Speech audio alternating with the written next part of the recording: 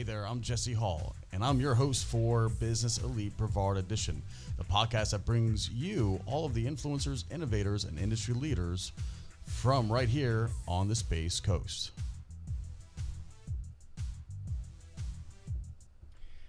And that's right, this is Jesse Hall. How are you guys? Bringing to you another great episode. In the studio, I have some very exciting guests with me. Typically, you've seen me go one-on-one with some of our industry leaders here on the Space Coast. I am blessed, however, to have two smart, very talented gentlemen across from me in the studio today. So we're going to dive in real quick. Again, if you're just finding this podcast, I would very much appreciate a big old follow or subscribe wherever you are listening from. So again, if it's Spotify, get big follow. If it's iTunes or Apple Podcasts, a nice big subscribe really goes a long way with us. So thank you so much for tuning in.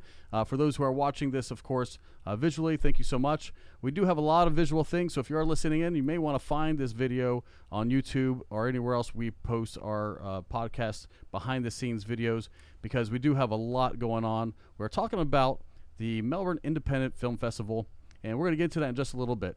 But before that, I have both Bill and Terry across from me, and this is their first time on the show, so we're just going to get to know them real quickly and dive in again to what makes them tick and why they believe the Melbourne Independent Film Festival is something that you don't want to miss. Even with something that's kind of been keeping business owners or businesses in general from being able to operate like they have been in the past. We have this thing called coronavirus, COVID-19, pandemic, however you want to call it. It's something that's been affecting all business owners and events. At events especially, unfortunately, we've seen that concerts, sporting events, and all the other sorts have kind of fall to the wayside, and we have now entering into the season where a lot of these events should be happening. You know, we have the holidays coming up, certainly the football season and everything else is happening. So we really want to see what people who not only have businesses affected, but also events affected. So we're going to kind of brush on that, but we really want to get to know both of these gentlemen intimately and, again, personally. So with that being said, gentlemen, welcome to the show. How are you? Thank you, Jesse. Thank you, Jesse. My pleasure. Let's begin with you, Bill. Yep. You are the owner-operator of the Cut Above Video Productions here in Melbourne, Florida. Right. Have you always done that? No. I started my professional career, as an aerospace engineer. I was an electrical engineer, graduated with a EE degree from NYU, and pursued a career with missile guidance systems. So I worked on several different missiles in California, then moved to Florida to support some launches, and then to Martin Marietta in Orlando. Wow. To work on systems they've developed over there. But I always had this passion that developed when I was a teenager to be in film, TV and film production, right. and made my first movie when I was 13. And with a buddy of mine across the street, and that passion never left, and here I am today in the video business. Yeah, that's super exciting. So the Cut Above, when did you launch that? 1988, the business was incorporated. Okay. I actually started it before then, but I use 1988 as the line in the sand where right. I made a commitment, a serious commitment. Fascinating. And God, I didn't realize it was so long ago, Bill. Yes, you were in diapers back then.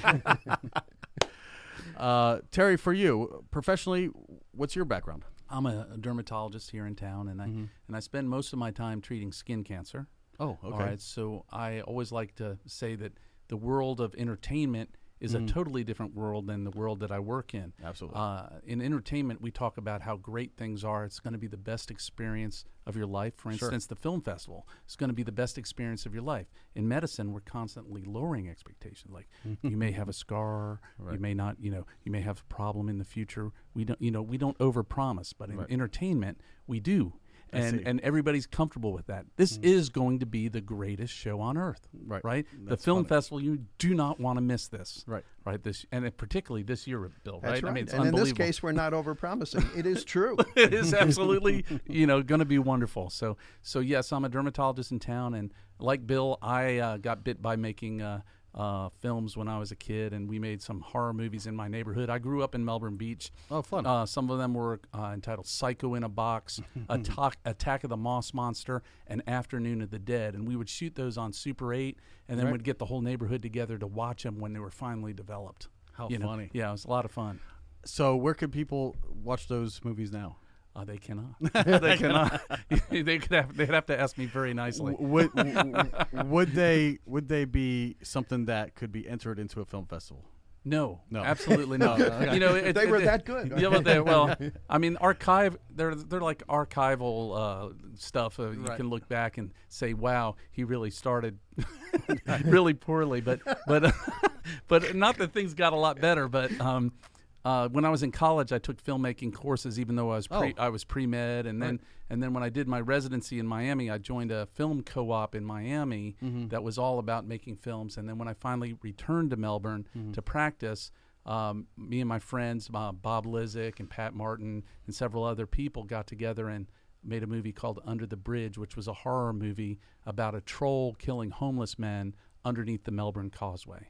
Fascinating. And that went to a bunch of festivals. Oh, it did? Yeah. Okay. And we took it to festivals, and every festival we went to, we were disappointed. We thought it was going to be glamorous. We thought it was going to be, going to Hollywood, that we were going to really... Glitz and glam. Yeah, a lot of glitz and glamour. And so when we came through that experience, we thought, why don't we start a film festival here in Melbourne and make it like a little Hollywood experience and bring the glamour and bring the films to Melbourne, build a community here.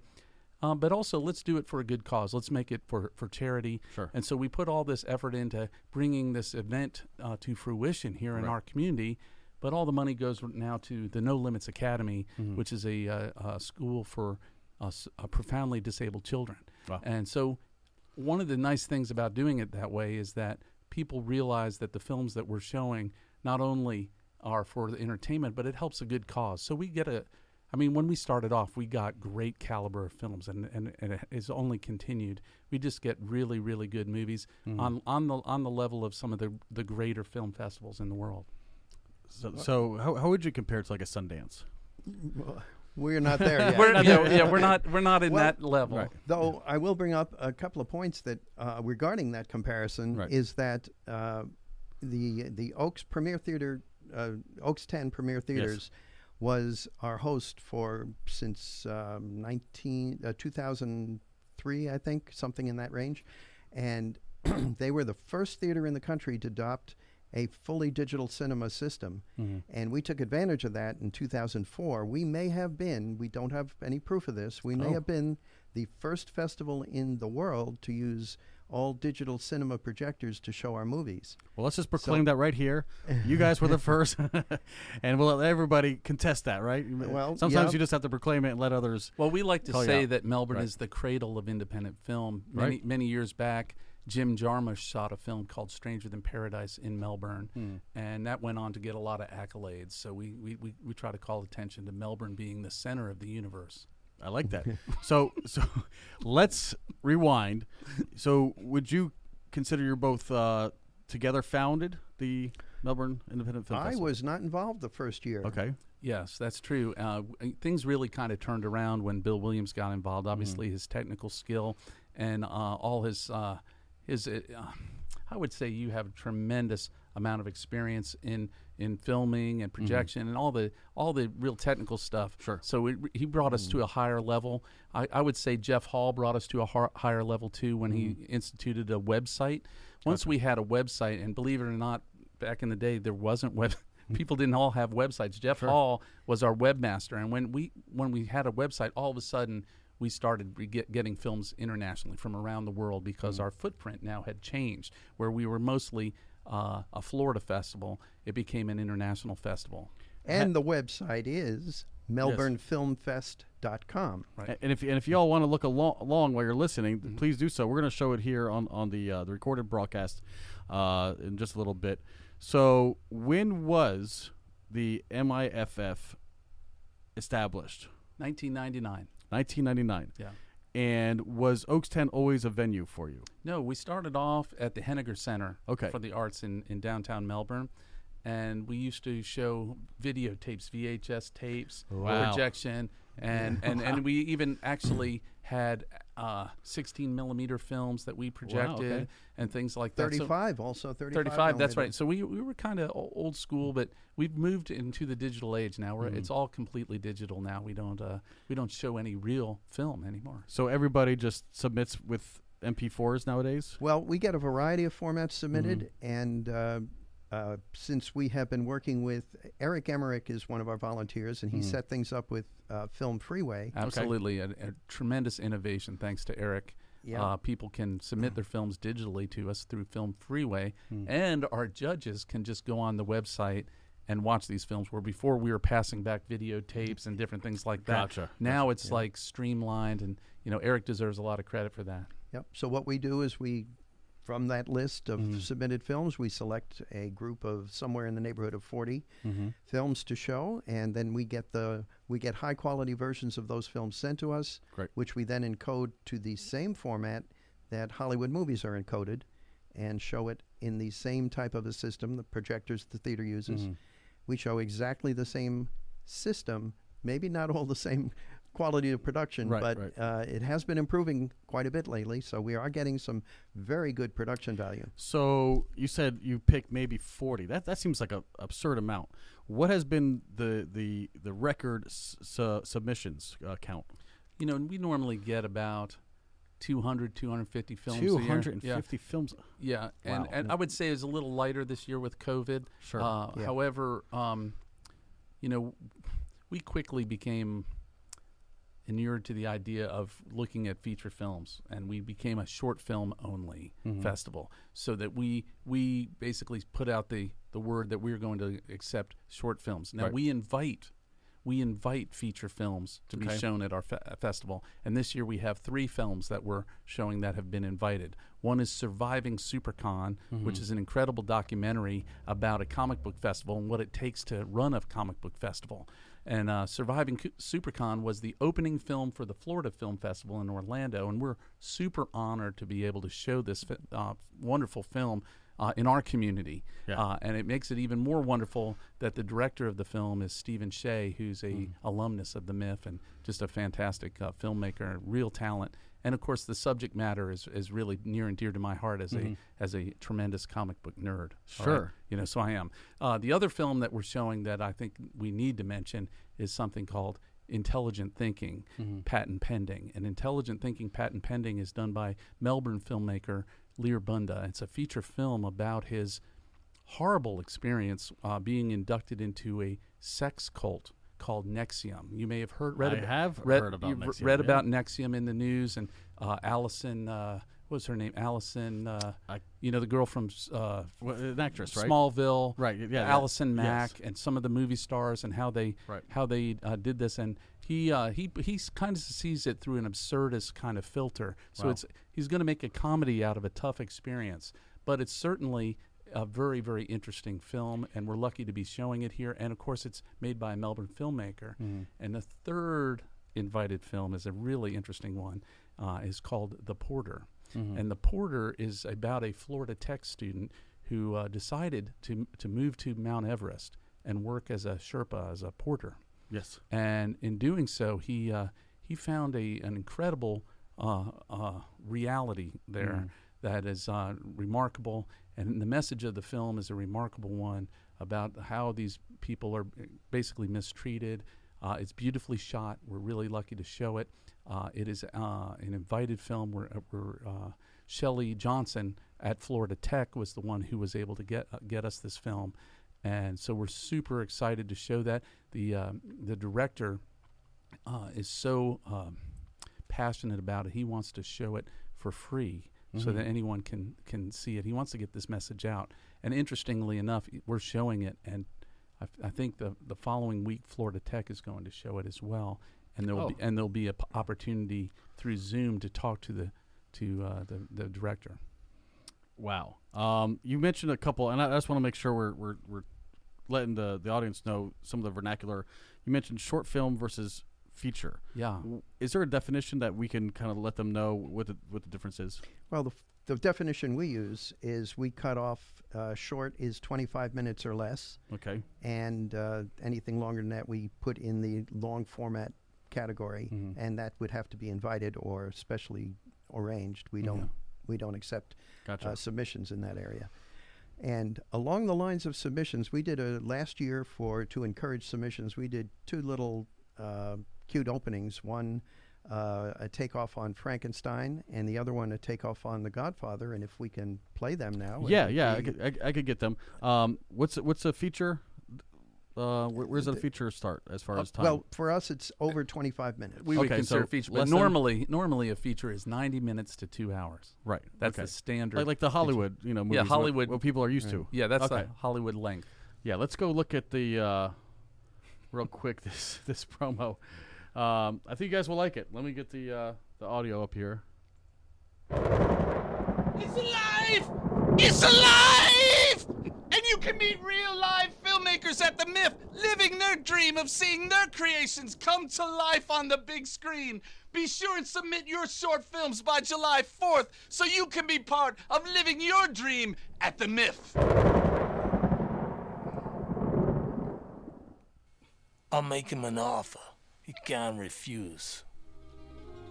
If you get your MIF submission in before July 4th, it'll make me happy. Capiche? As you wish, Godfather.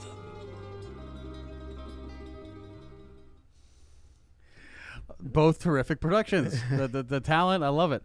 Do you guys have a lot of in-house talent that you guys use between like the MIF organization as far as other filmmakers and there's a community of talent here in Melbourne. Right. Like I mentioned earlier, I think Melbourne's the center of the universe. Right. But some of the people I think that have really brought the MIF up to a tremendous level, of course, is our hosts, Jeff Hall and Bob Lizick and Pat Martin. Right. And, of course, our wonderful red carpet hostess, Robin Krasny. Yes. And Robin's in a group called Robin and Eddie. And she and Eddie have performed for years at the MIF, and they've done a lot to help bring our profile up and make it very cultural. Wouldn't you say, Bill? Yes, and there's also several film organizations, independent filmmaker groups in the county.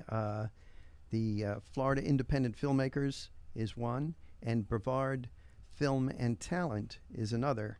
And they are both big contributors to not only making independent films, but they both help out with the MIF, supplying their people to help with that with our organization of the MIF. And they'll all be there a week from. Oh, the MIF this year is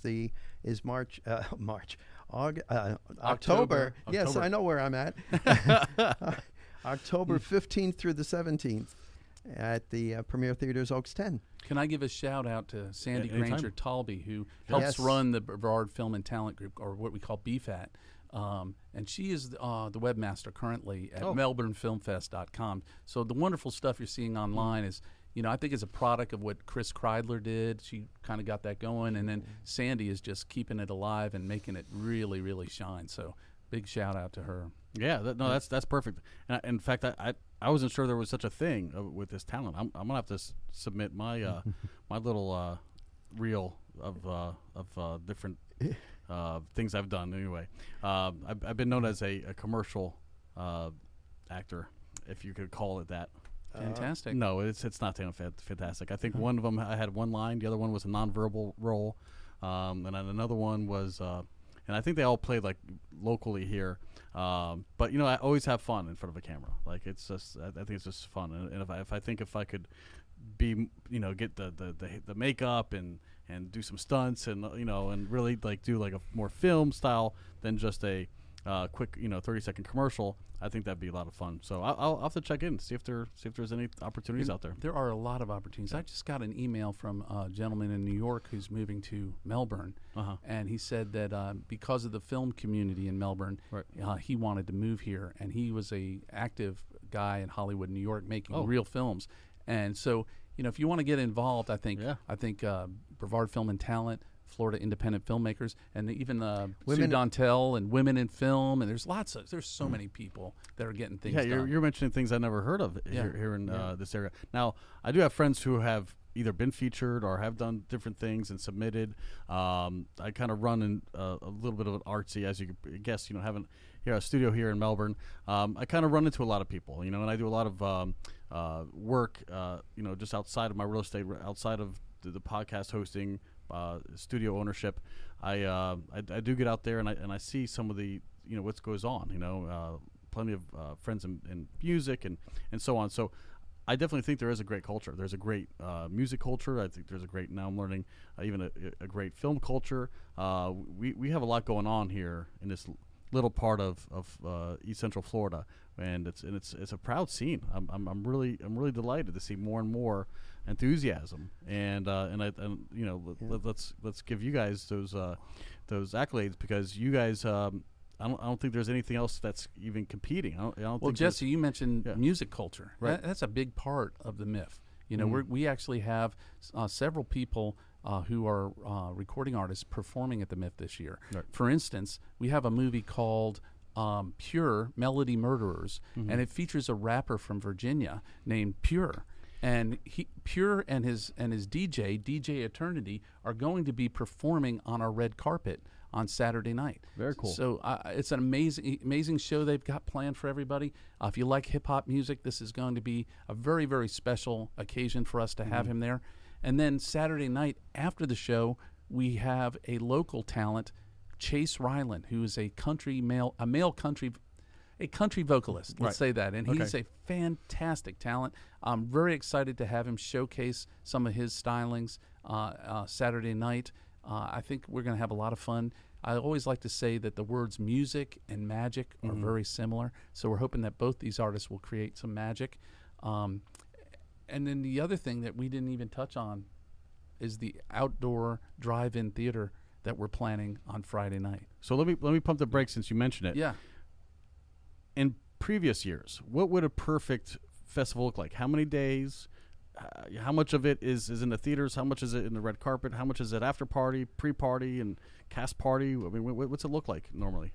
Well, in very early years, we used to be a little more freestyle. Now we've got everything organized, except for this year because of the pandemic. We're going a little, we'll talk about in a minute. Sure. We're going out of the box a bit.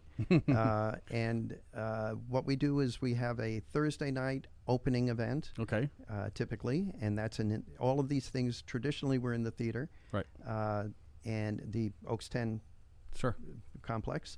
And then that would be either a collection of shorts or a feature presentation.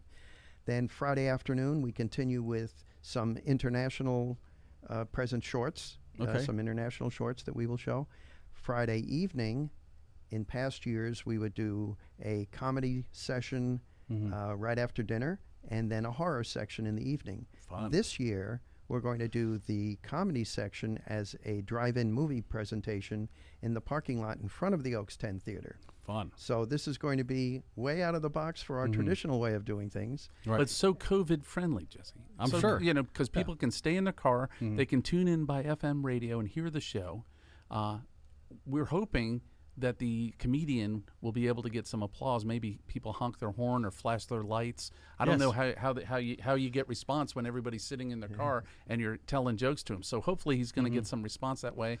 And then we're going to show some short films there, and it's going to be fun. And I think people who are aching to do something but don't want to feel safe about it. Right. This is probably one of the best things that we could have planned. What's the capacity for the drive-in? I mean, can you have 100 cars there? I think that would be the maximum. And we're charging $10 a car load. Okay. Yeah. So just stuff the cars with all your friends. Yeah, kind of like the old days when you used to go to a drive-in movie, go in the trunk, hide anywhere you That's can, right. and then drive in. Because once you get in, then Well, you still got to sit in your car. Yeah, exactly. So, but that may. I mean, listen, you're not the only ones doing drive-in events. No. I mean, it's you across see it the country. You see it on the campaign trail. I think Orlando has a dedicated venue now, bringing back the drive-in theaters, and I think even Hard Rock Stadium down in Miami, they did a movie night where they invited people to drive right there on the infield and use the stadium that way. So, but I think that was a little expensive. I think it was like $200 a car. This is a little cheaper, and it all goes to a good cause. Exactly. So, in recent years, it's a Thursday night, a Friday night, a Saturday night. So Yes. in a Saturday morning, we would Okay. traditionally start the Florida Filmmakers Matinee. Okay. And we, as part of our mission, we try to promote Florida filmmakers. Right. Right. And so we would show films in the morning, and then in the afternoon, we would have a roundtable discussion where all the filmmakers would get to tell a little bit about what they're doing.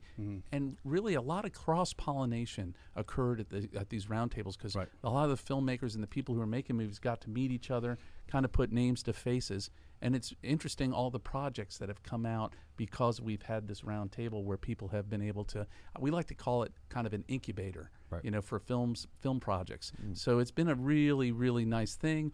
And then in the evening, we have a red carpet reception. And then we have the VIP showing. And usually we like to show some films that are kind of upbeat because we have an after party. Right. And in the after party, we give out awards and we have a lot of fun. And then we shut down, and Bill, I think, goes into hibernation for about 2 weeks because he works so hard to make that happen. I sleep all day Sunday. And, but this year, we're doing something a little different Saturday night, again, because of the pandemic, Right. is we're going to be doing a live webcast starting at about 6 o'clock, maybe a little before, which we're not going to be the first in this case, so as far as a film Right, festival doing something live from the festival, but we might be doing it a little more elaborately than most. We're going to do a live red carpet broadcast, and we're going to the rapper's going to be there, right? Yes, Kira he's is going to be there. Yeah. And then we'll follow that with a transition. We'll show a little recorded piece, a transition to what we see in the theater, Right. and there'll be some live greetings and introduction, both in the theater for our live in-person audience and then the online audience. And then we're going to go to a recorded playback of the features the shorts that we are featuring Saturday night, and then we go back to the theater live online for awards presentations. So we're hoping all this works. Sure. A lot of moving parts. A lot of spinning plates going on there. right. Yep. If you want to see us succeed, we will succeed. That will be go to the YouTube site. It's going to be YouTube Live, and Melbourne Independent Filmmakers Festival will has a YouTube channel. And if you need more information, go to our website, melbournefilmfest.com. Yeah, and now that you mentioned it, I'm just going to go ahead and bring it up here for those viewers. And is it going to be streamed to the website or just YouTube? Just YouTube. Yeah, So- it's a dedicated YouTube channel. So we want to make sure that people listening to this subscribe, hit that bell so they get all the notifications. Because you should subscribe. So if you subscribe today, you won't miss it. If you hit that bell, you'll get notified. You'll get that push notification saying, "Hey, so and so is live." So looks like you continue to add innovation, and you never know. Yeah. The drive-through feature may be something that becomes out of this. Maybe you adopt that. Maybe the streaming is so popular, people adopt that. Because certainly with YouTube, people can access that, as we learned, all around the world at any time. They can watch the replay on demand. So there's lots of potential reach there. So and we're not charging for that this year because we're developing it. We're not, we think it's going to work well, but there is no charge to watch that. But next year may have a paywall, so get it free while you can, right? Yes. We haven't given a flavor of the event yet. We can show some of the types of independent films we have. There's a 30-second promo that we put together that was shown in the movie theater to promote attendance. This year, we did not do one this year. This is from a couple of years ago, so the dates are a little different. This year, it's the 15th through 17th of October. But let's check out the let's promo. have a look.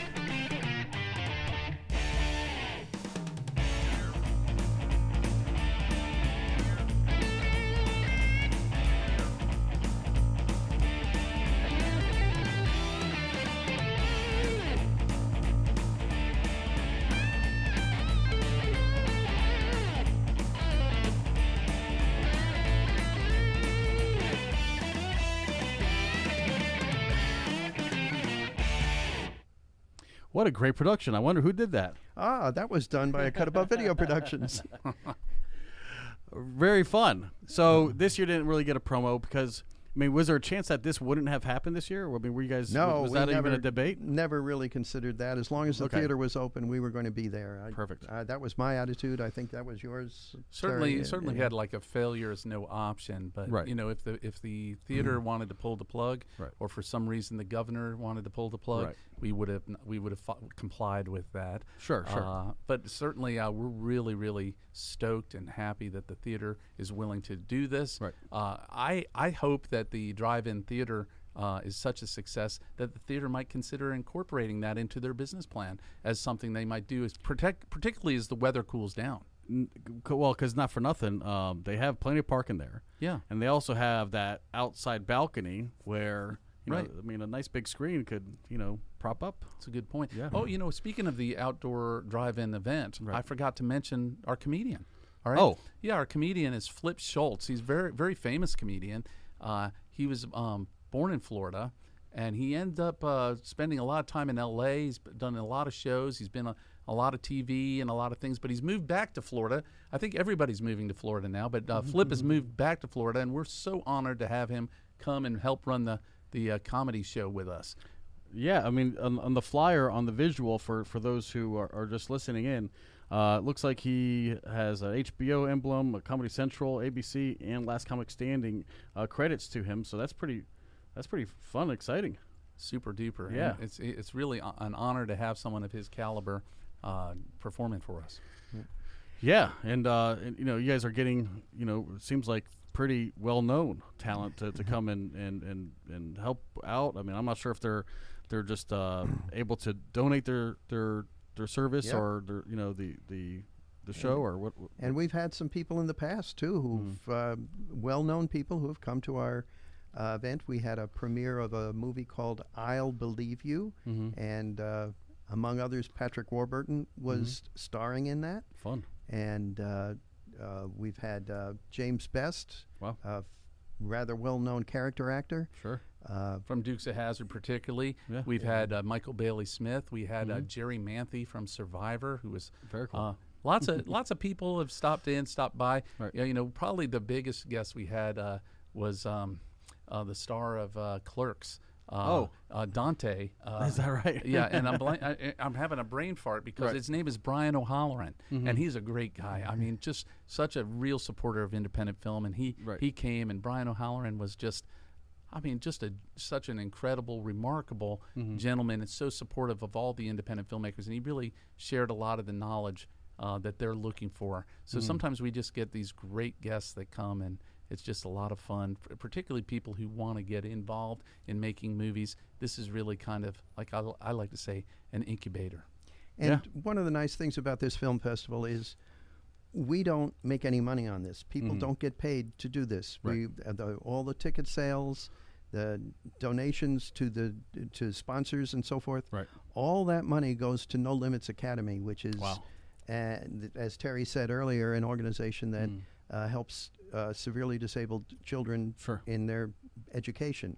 Not only giving them an education, but really helping them survive in society. Some have gone on to college and have done quite well, and Excellent. others who maybe don't have as much capabilities, Right. they're given a better reward in life by going through the school and having a better capability of dealing with whatever limitations they have. Yeah, and that's a beautiful thing. And So is it really just a net zero kind of thing? There must be some costs associated. yeah, and well, several businesses donate. The Oaks 10 Theater donates their resources, their facility to the cause. Wow.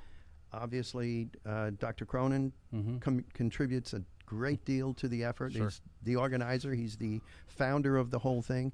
And then I show up. Oh, come on. Bill does so much work. He deserves a pat on the back. That's right. For those watching at home, I'm patting him on the back. You know, I get so caught up in not talking about these great things, Jesse. Right. I forget things, and I feel like I forgot to mention Craig Chapman and his TV show Crafted. Now, Crafted is a show. I've heard about it. It's about craft beers, Right. right? And so he's got these little short documentaries about craft beers. And we're going to show them at the Friday drive-in. Oh, fun. And the breweries are offering samples of the craft beers that you're going to get to watch. So Oh, in fun. between the comedy shows, you'll get to watch a little bit about a Right. beer, and then you get to taste it if you want. And is it like a walk-up service to the cars? Yes, yeah, we're going to have little carts Oh, so that cool. people can get a sample. And Sherman Beer Ventures bringing the beer, right? Yes. I love it. St. Pauli girls. And Yes. stuff. Yeah. How many tickets are left for the drive-in? We don't know. I don't know I Oh. don't know the number, but they're going to go fast. We've sold out in the I we've mean, sold out in the past. It already sounds great. Yeah, and I think that it's one of those events that hopefully we'll put this coronavirus in the rear view, and you'll look back and say, man, it sucked, but boy, the MIF was great that year. Right. You know? Yeah, I think there's going to be lots of footnotes with asterisks. 2020 sucked, but this happened. Yeah. So I think there's going to be some great things. Yeah. MIF was great despite pandemic. Yeah. So yeah, I think there's going to be as far as the footnotes of footnotes this year, there's going to be lots of items, lots of events who are going to have to say, we did what we could. It was still a success. And despite it all, we still kept the integrity of the event. We still were able to please the community. We were still able to accept the submissions and offer those and debut those. So I think people are going to continue to just praise the efforts that you guys have done. And it seems like it's not easy. Certainly, it's a passion project of yours. So going back, if we were to say change anything, improve it, going back from the last couple years when it was normal, are there any things that any kind of takeaways that you'd be like, man, if we could just have done this better or that better, and ultimately where do you want to see this kind of become? Well, one of the things that I'm always in shock of is that we don't have more sponsors. Oh, okay. Yeah, so more sponsors. It all goes to a good cause. It's a great cultural event. I've been to lots of festivals in other cities and things like that, and they never have as good a time as we do, but they have bigger sponsors. So I feel like I'm probably dropping the ball by not asking or shaming some of the bigger corporations in town. Like, so it sounds like you have plenty of in-kind sponsors donating service, venue. We have that, and we also have some great sponsors donating money because it goes directly to the cause. Because you need some monetary Sure, sponsors too, yeah. And the dermatology community has always been so supportive. They donate a lot of money. I wonder why that is. Well, Terry. they're very nice. Very nice. Robinson Insurance has been great. Allen and Company. Perfect. We get so many nice people donating, and it builds it. It's kind of a heartwarming thing that so many people dig in. But boy, I'd love to get sponsored by a Bacardi rum or some, or an airline or something like that. That would make it, that would bring us to the next level, Jesse. Right. So we're not quite at the next level, right?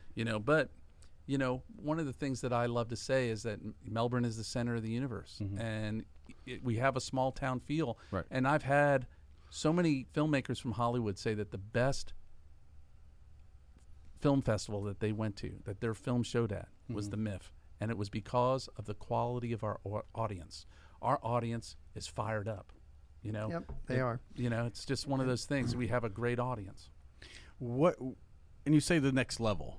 What does it take to get to that next level? Like just for the listeners, like, well, when you say, because it sounds like you're doing everything. You got 3 days of activities. You got the international segment, you got a local segment, you got VIPs, you got red carpets, comedy, horror. Like, it just seems like you've incorporated so many fun little segments and little niche, fun little opportunities for people to come and enjoy things.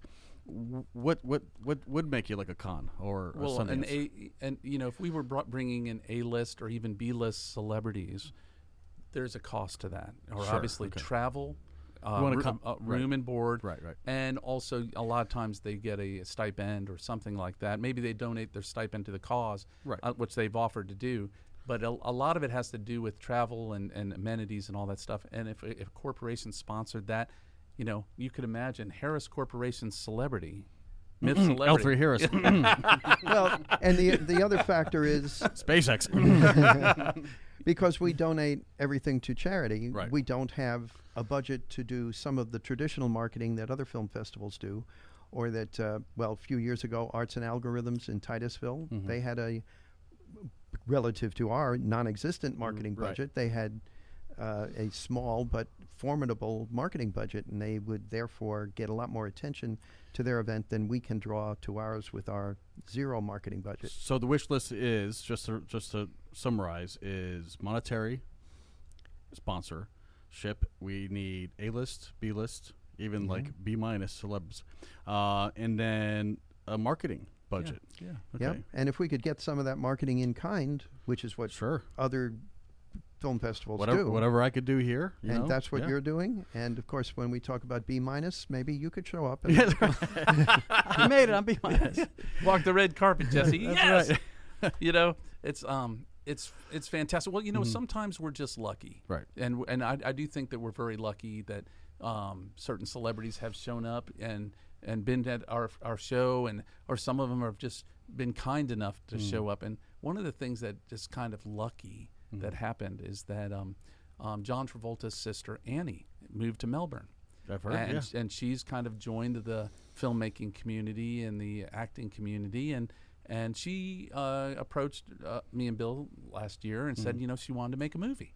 Very cool. Right, so that's something that we were project we set in motion before Corona hit, and then despite Corona, we were able to shoot this comedy called Last Impressions, and we I think I have the poster. yeah, and we cast a lot of local talent. Not only star in this movie, but also as featured background actors. And it's all shot in a funeral home here, a local funeral home. The Yes. whole thing in its entirety. Yeah, and That's it's funny. and it's turned out great, and we are premiering it Saturday night at the MIF, and we're looking forward to everyone getting a chance to see that and to see themselves if they were actually in the film. Oh, you know, cool. so it's great, and Annie directed it, and she's just been a real pleasure to work with, and it's like one of these good luck things that's happened for the festival that we got involved with her. And if you can't make Wow. it to the MIF in person, that particular piece will be shown online. Yeah. Okay, so we're streaming that Saturday night. Yeah. But just tune in between 6 and 9, right? 6 and Yep. 10 or so. It'll start 6-ish. We haven't set a time yet. And the movies start a little bit after 7 Right. and run for about an hour and a half. And then the awards. How exciting. Well, Yep. I look forward to being there in person. It'll be my first Right on. time I've you know, and I've seen it all, like every single year. People talk about it. Again, friends are debuting are premiering their movies, or they're attending, or they're playing, you know, as part as the entertainment, you know, with the band segment. I just for the life of me, I don't have an excuse. I really don't. So this No, you're kind of obligated because, for those who don't know, Yeah. Jesse has volunteered to help us with our online effort, so we make sure that goes smoothly. So I really hope that it does go smoothly. The test run was really great. So let's just Yep. knock wood. If it doesn't work, it's not my fault. Yeah, blame me. Yeah. Jesse, I'll tell you that every year we have like a theme, you know, Yes. and we pick a theme, and then we make a T-shirt, and we sell T-shirts and all this stuff. Merchandise, yeah. Right. So this year our theme is the Film-Demic. The Film-Demic. Yes, right. your flyer Right, has that. and we're promoting that, but we're not doing a T-shirt this year. We're doing a commemorative mask. So I'll make sure, Jesse, that you get a commemorative- MIF mask, so that you can, you know, everyone will be wearing MIF masks at the MIF. Let me just pull this up. This is Oh yeah. This is we're not going to break, so I'll just show you guys this slide here. Film-Demic with the big old surgical mask around the world. How great is this? There's some of the great sponsors at the top of the flyer. Yeah. Certainly, thanks to them for their continued support. So, man, this interview, this time here, guys, is already kind of flying by. We're in our 45th minute. We want to make sure that we spend the next 15 minutes really diving into whatever you guys think would really help the audience understand, again, more about what the MIF represents, where it's going, some of the previous accolades. You know, again, you know, have you made international press? I mean, have you saved clippings from around the world? You know, or anything else? I mean, have you had celebrity endorsements or things of that nature? So, Well, we've had some interesting things happen. I think I remember when we were still at the Henniger Center, we invited a filmmaker who had made a few shorts from New York, and his name was Paul Sullivan. And they were really cute comedies. They were funny. Right. And Paul was just a wonderful personality, very nice guy. He made friends with everybody. And a short time later, he calls us up and he said that he had some investors and he was going to make a feature film. Oh. And that they were originally going to shoot it in New Jersey, but because of the film festival, he wanted to shoot it in Melbourne. And Bill mentioned that it was called I'll Believe You. When it first came out, it was going to be called First Time Caller, but it ended up becoming I'll Believe You, and it's a great comedy, and people can rent it. They can get it online, but it's all shot in Melbourne, and it's got great stars like Chris Elliott and Patrick Warburton, and even the guy from The Hangover. What's that guy from? There's Zach Galifianakis? No, not Zach Galifianakis. No, I'm sorry. The dentist. The dentist. Yeah. What is his name? Oh, blanking. But he's in it. I mean, it's unbelievable, the people that are in this movie. And it's all shot in Melbourne. And so you watch it and you're like, oh, my God, Melbourne really is the center of the universe. Yeah, it's like one of these things. So you've got Stranger Than Paradise, Jim Jarmusch's first independent film that hit it big, shot in Melbourne. And you got I'll Believe You, the Paul Sullivan wonderful comedy shot in Melbourne. What else, Bill? What other great achievements? Attempting Escape was shot in Melbourne. Oh yeah, Bill's wonderful short film has gone on. My point of bringing that up is that we do have a lot of creative efforts that were done, homegrown here, right? And that those things get shown at the MIF, and some people go on to do bigger and better things. And I'll Believe You was probably one of the best things done here that we've shown at the MIF, and it got a lot of attention when it was being shot. It employed a lot of people here. Very so cool. Having productions here helps the local economy. Absolutely. And we, as filmmakers, promote that. So those of you who are personally friends with some of our legislators, keep that in mind. Right. Filmmaking is a good, clean business, and it brings money from the outside into our local economy. You say that, and the thing that comes up right away is The Walking Dead. It's filmed, all around like the suburbs of Atlanta, not suburbs, so like the countryside, I should say, but like all of like south of Atlanta, and you can just see the scenes, and it's not all in just one. They kind of spread it out, but they give these tourist dollars.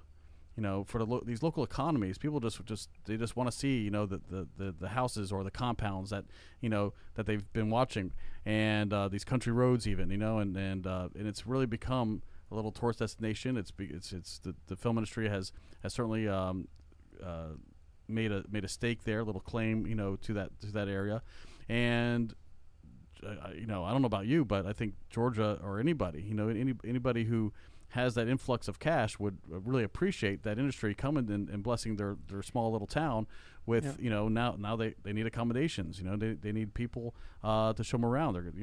They have the Walking Dead tour maps of all the different locations, so it helps any economy.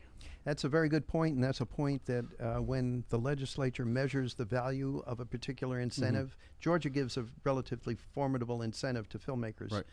And Florida does not. There are incentives, but they're not like Georgia. And the measure in Florida is the tax return, right? And the sales tax return and so forth. And it's not the intangible that you just mentioned, which is very important and can be significant. The aquarium over in the Tampa area, where A Dolphin's Tail was shot. Yes, exactly. That was kind of a facility that was not doing well tourist-wise. But after the movie came out, they had a major improvement in their business because of that movie. And that's an intangible. That was a cute movie. That's not part of the measurement that the legislature uses when making a decision whether or not to fund an effort. Right. So do we have time for the highlights of what the MIF is like? Gives you a good overview? Absolutely. We still have some of the little bit of pre-roll that you sent us as well for our audience to have a look at. Right. The highlights, what I'm discussing right now, gives a flavor of what the MIF is about. It gives you some of the red carpet, some of the movies we show, and just a overview of the whole event. I think it's about a minute and a half long. Let's have a look. I'm very honored and excited to be here today at the Melbourne Independent Filmmakers Festival.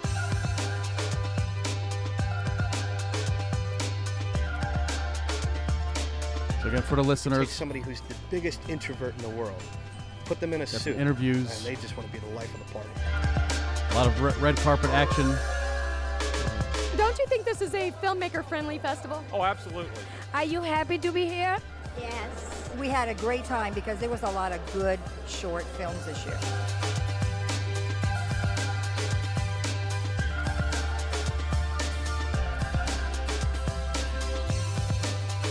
And more scenes of different features.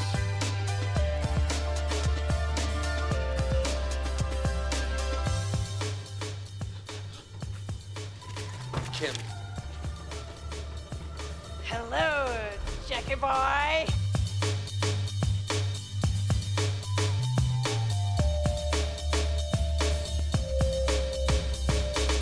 And I'm just in total admiration of what you put together here in Melbourne. Support the MIF. Come out here. These people work so hard. It's a wonderful event.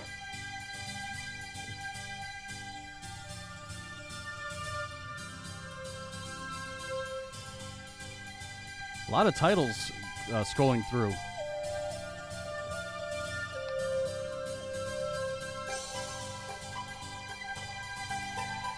So that is from 5 years ago, Jesse. Yeah.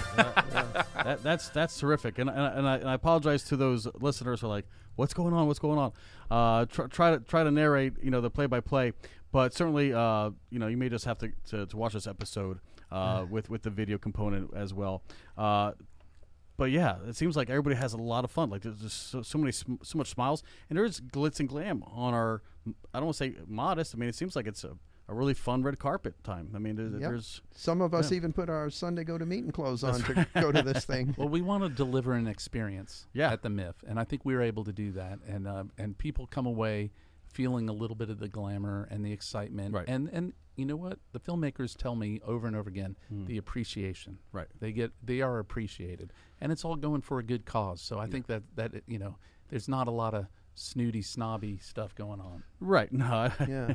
Yeah. It doesn't seem like it's closed off. Like there's not like a certain element that's dissuaded or not invited. It seems like it's very inclusive. No matter who you are, what background you are, if you appreciate films in general at all, you're gonna love it. Yeah. So we keep on talking about No Limits. As we get into the 53rd minute, let's go ahead and just present that. Before we get too late in the show. Here we go. The purpose of No Limits Academy is to change the educational system. I have seen that there is a deficit in that system because I raised 2 children with cerebral palsy. By connecting their communication and their ability to speak and interact with their education, that's huge. That's life-changing for a child. When we opened No Limits Academy, we decided not to charge parents tuition. We wanted to serve the whole community, regardless of economic status. And a lot of these parents have huge expenses with their kids due to their medical needs. We are proving to politicians, to researchers, to doctors, that these children have worth and value in their lives.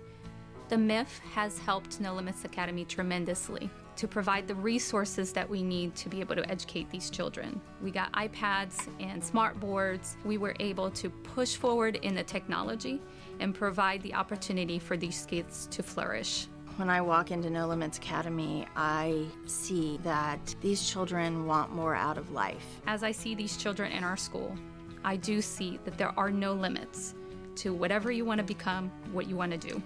That's an inspiration to me. We would like to thank the MIF for everything they've done for No Limits Academy.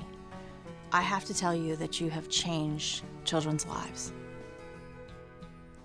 And for those who didn't see what was going on, the 2 women who were speaking, Laura and Roberta, are the 2 women who founded and run No Limits Academy, which is a nonprofit organization. Those kids, they looked like they had all the resources. They looked like they had pride and confidence. It seems like it's doing God's work over there. It's amazingly rewarding to see what they do, because we shot video there, and we put this together and interacted. We got a lot of time with the kids. Sure. And these are kids who are many of them, severely neuromuscular disabled, challenged. Sure. And there you did see smiling faces. You did see them interacting. You did see them using touchpads to communicate where otherwise they couldn't. Right. So there's a lot of technology that the MIF helps provide the school. The school was going to get it at some time anyhow, but the MIF money, the donations from the MIF, which has exceeded $60,000 now. Repeat that? The MIF donations have exceeded $60,000 at this point. That's amazing. That money is used to accelerate the purchase of these aids that help these kids learn, even in spite of their disabilities. Absolutely. And what some people don't know, nonprofits, just because they don't really pay taxes and they have all kinds of benefits, doesn't mean that they're self-funded. They still really need a large amount of contribution from outside parties, and especially with the tax law, these 501c3s. They don't keep any revenue. They have to spend everything that they make by law. They have no problem doing that. Right, exactly. But there is some admin costs. You want some professionals around the kids and the best facility. But there's but a lot of that goes to directly into the cause, and it seems like of the money, there's no fluff. There's no fluff or slush fund that the money's going to. I mean, it's going like 100% to these kids. I have worked with this organization for probably 6 years now, 7, and I see from the inside how they operate, and they're not making six-figure incomes. The people who run this, they are really putting in something from their heart. They really are doing good work. Yeah, and that's a population that has no voice. A lot of these, cerebral palsy. The people I know that both have the challenges, both parents and so forth, family members. Yeah, it's almost like a I don't want to say a life sentence of just isolation, but without the tools and resources, it can be because it's you don't have control of your muscles. You can't really talk or communicate sometimes. Besides maybe a smile and a glimpse of the eyes, so it's really tough for parents and anybody who has somebody in their life that is suffering from such a thing, or living I should say suffering, but living with such a condition. It's really tough for them as well, and to have them get support and and just give those living with these conditions just a little bit more of quality of life, whatever that looks like. Being able to say I'm hungry, being able to just communicate with basic terms. And if this school wasn't here, the alternative is to somehow either try and mainstream these kids, or they sit in an institutional type environment, really with no stimulation. Right. Yeah. So there is no options. If you feel compelled, give to No Limits. What's the best way to do that? I wish I knew their website. It's sorry. Okay. It's okay. No Limits Academy. They can accept donations, of course. And it's nolimitsacademy.com. Okay. If somebody were to say, I heard this podcast, I feel compelled, I'm going to bring, let's say, a check to the film festival next weekend. Is that possible? That is absolutely possible. Okay. And we will give you a big old thank you and make a big deal about it, because that's one of the reasons we are doing the film festival, is to raise money for this group. So as we come to a close, let's go ahead and remind people how to find you. Also, is there any packages? Is there any stay and play packages? Do you have a hotel partner? Somebody wants to come from out of town, and they just feel so compelled to help out, or just they just feel like it's a party that they don't want to miss. How do they? Well, if they want to come from out of town, they can stay at the Courtyard Marriott, which is here in Melbourne. It's a block away from the theater. It's a great place, and they're helping us. With Flip Schultz, and he's staying there. And cool. So they're a partner. Right. I did want to say, just kind of dovetailing on what you said, if somebody wants to bring a check Right. You know, a substantial check. Just make it out to No Limits Academy, and we'll let you walk the red carpet. We'll take your pictures, and we can make a presentation. You know, if you show up, we'll let you walk the red carpet with the filmmakers if you got a nice check. That would be fantastic. You know, we want everyone to feel like a star and feel glamorous, and this might be an opportunity for you to get some pictures taken on the red carpet. There was another question you had, Jesse. What was it?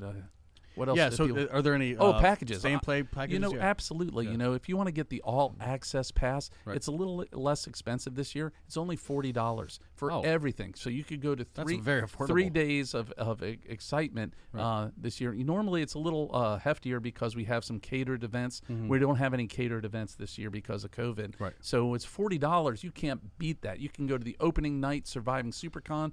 You can go to Friday's International Films. You can go to the drive-in. Comedy drive-in. You can go to the horror show. You can go to the Florida Filmmakers on Saturday morning. You can see the films on Saturday afternoon, Intelligent Thinking, Patent Pending, and The Porter. And you can go to the VIP event, red carpet event that night and see the great films that we're showing. Yeah, because I'm looking at the schedule. Let me bring this back up, and if you want to just reiterate what the schedule says. Yeah. But I'm looking here.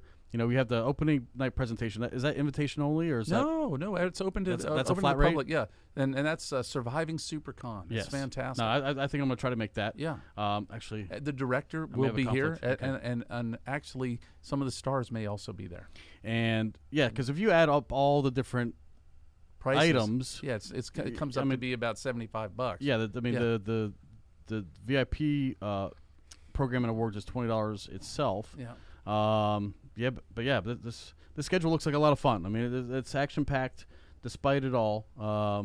Once again, the front of the flyer is just hilarious. Film-Demic, another great theme brought to you guys by MIF, the Melbourne Independent Film Festival. Terry, Bill, I think we've kind of gone through just about everything.